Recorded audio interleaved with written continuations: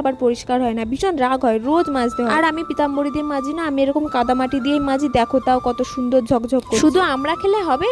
ওদেরও তো খিদে লাগে, এবার ওনাদের খাবার দেওয়ার পালা। প্রথমে জলের গ্লাসগুলো দিয়ে তারপর থালাগুলো একে একে দিয়ে দিয়েছি। কেন জানি আজকে কথা বলতে গেলে কেমন জিভে জিভে আটকে যায়। যাই হোক, আমার মহাদেবের মাথাটা ঠান্ডা করে নিয়েছি আগেই, নাহলে আবার রেগে গেলে কি থেকে কি বলবে তার ঠিক আছে। আগে ওনাকে ঠান্ডা করতে হবে। ভাবছি সামনে তো আবার শীতকাল আসছে, ওনাকে স্নান করাবো না কি করব বুঝতে পারছি। যাই হোক, ধূপ আর প্রদীপ দেখিয়ে, কাসর ঘন্টা আর শঙ্খ বাজিয়ে তারপর চলে এসেছিলাম ধুনুচি ধরাতে। আমি যখন প্রথম ধুনুচি ধরাতে শিখেছিলাম তখন না ধরাতে খুব প্রবলেম। এখন দেখো এক চান্সে শিখে গেছি, বুঝেছো? ওই দেখো আবার বুঝেছো। আমি কেন এত বুঝেছো বলি। যাই হোক, ধুনুচিটা সারা ঘরে ভালো করে দেখিয়ে নিয়েছি, তুলসী মন্দিরে উঠোনের চারপাশে ভালো করে ঘুরিয়ে নিয়েছি। যেটা আমার প্রতিদিনের কাজ সেটা আমি করে নিয়েছি। এবার ধুনুচিটা রাখবো, এই ঠাকুরের ফটো আছে এই নিচে এখানে রেখে দেব। সত্যি কথা বলতে ধোয়ায় আমার শ্বাসকষ্ট আছে, তা সত্ত্বেও আমি ধুনুচিটা দেখাই, কারণ পুজোটা ঠিকঠাক ভাবে না করলে আমার মনে ঠিক মতো শান্তি আসে না। এই ধূপ আর প্রদীপটা দেব আমি তুলসী তলায় ভালো করে প্রদীপটা দেখিয়ে নিয়ে হরে কৃষ্ণ বলতে বলতে আমি পুজোটা শেষ করেছি।